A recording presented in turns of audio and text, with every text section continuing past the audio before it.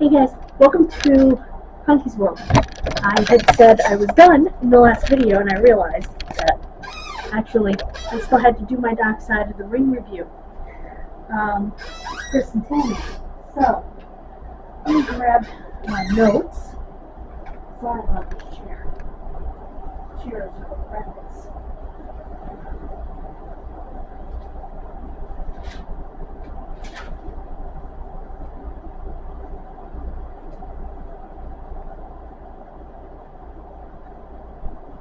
Okay.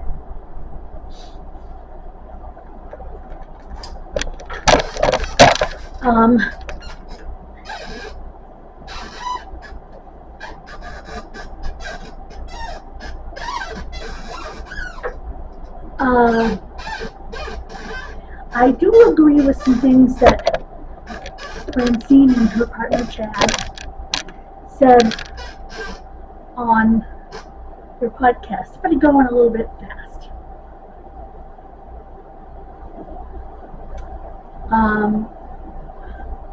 They did skip a lot, and they didn't really talk about Tammy at all. She was just kind of a side thing. It was really about Chris Candido.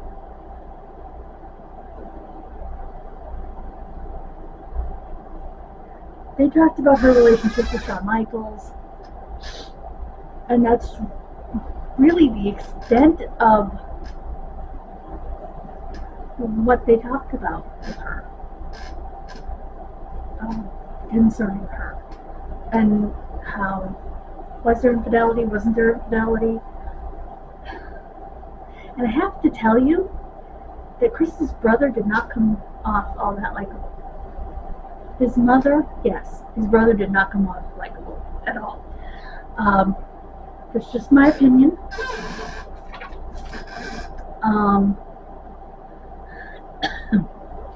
As happens, Chris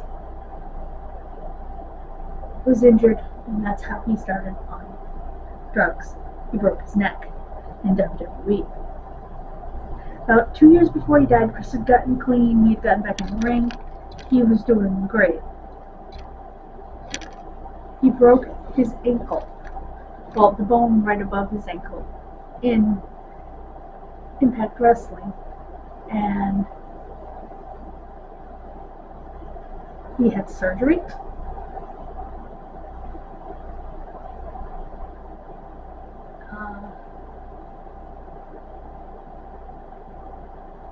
And not long after that, he flew out to an Impact event just to be there. And when he flew home, he apparently got a blood clot in his leg, or down near the ankle, from flying. And he didn't know it, and it went up to his lungs and into his heart.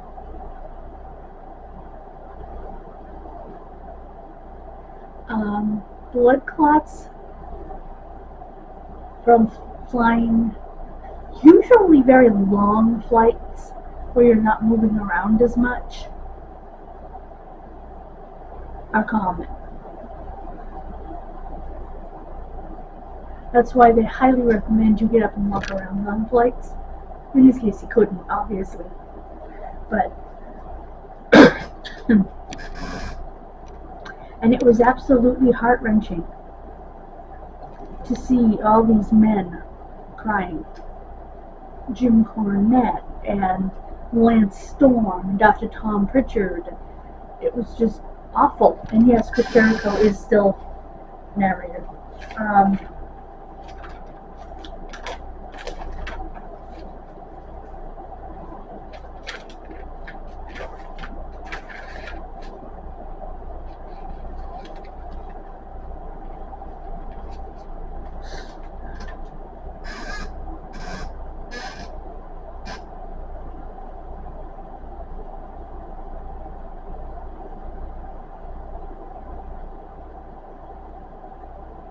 And they talked about his complete love for her.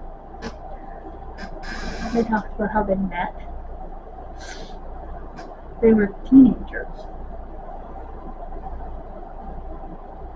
She was actually in medical school when Jim Cornette offered them both a job.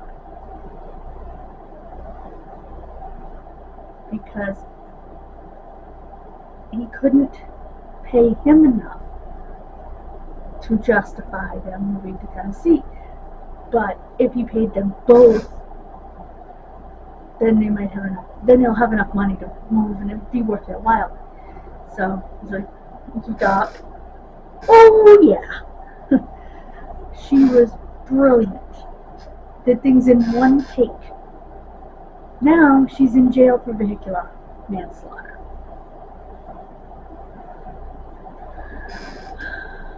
Because she was drunk, plowed into the back of the car, and killed the driver. Yeah.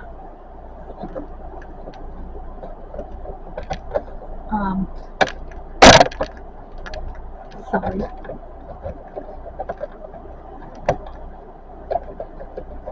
So, that's where she is. Anyway, overall, I thought it was a good show.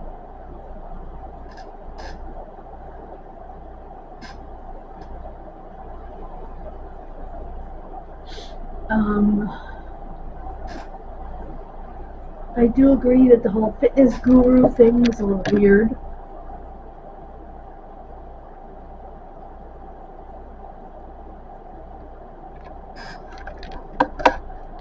But it was the WWE during that time period.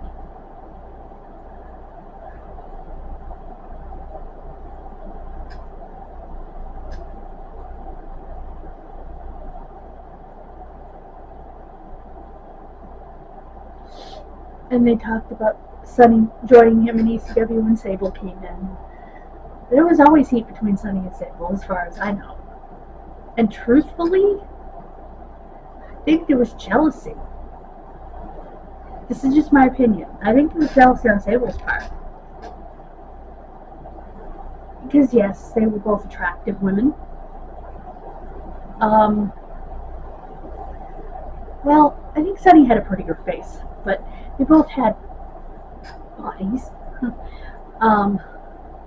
These are just my opinions. They both had nice bodies. I think Sonny had a prettier face. Tammy.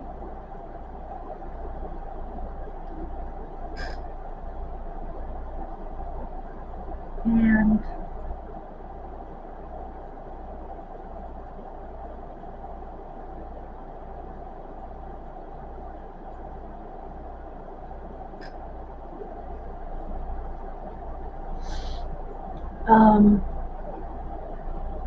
I think, but I don't think that's where the jealousy stemmed from. I think Sable's jealousy was that Tammy was brilliant. Tammy didn't need a teleprompter. She memorized everything. When she would do her little, she had this little skit thing that she would do. She didn't need a teleprompter. She was brilliant. She had a brain like a steel trap.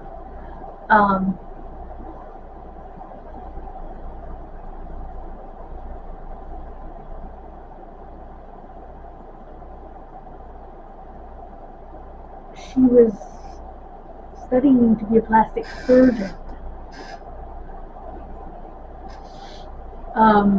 Before she went into wrestling. I mean, I think that's where the jealousy stems from. Her intelligence. And the fact that she was more likable than Sable.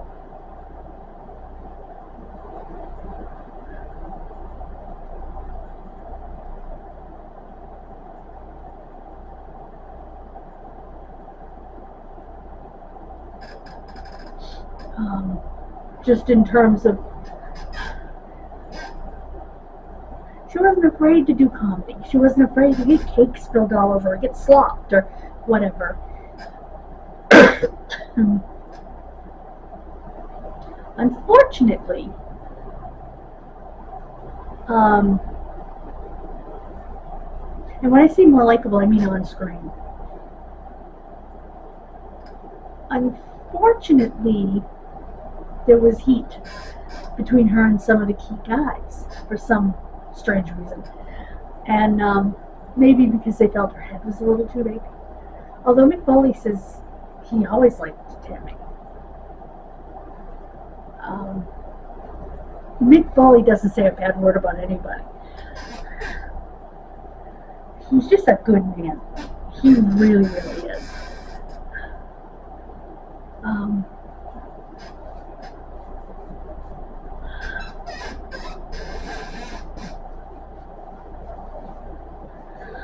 Excuse me.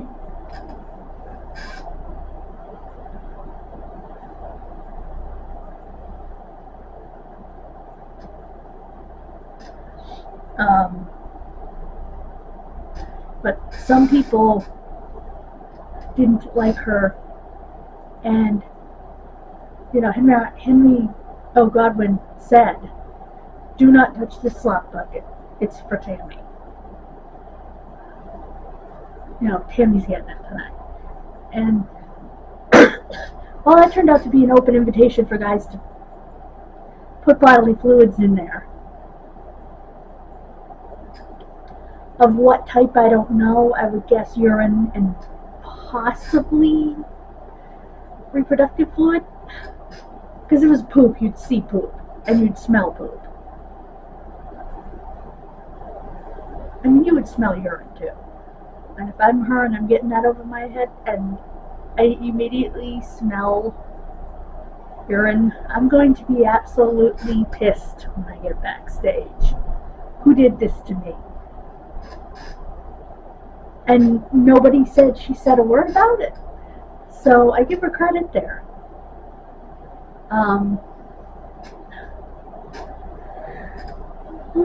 Excuse me. So next week will be Magnum TA.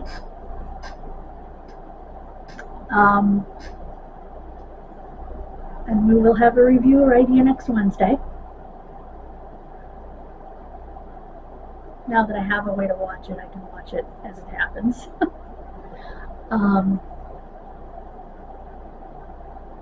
So I'm very happy about that.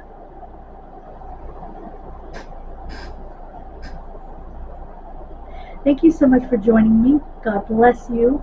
Have a wonderful rest of your day, and I will see you tomorrow this time. Bye, guys.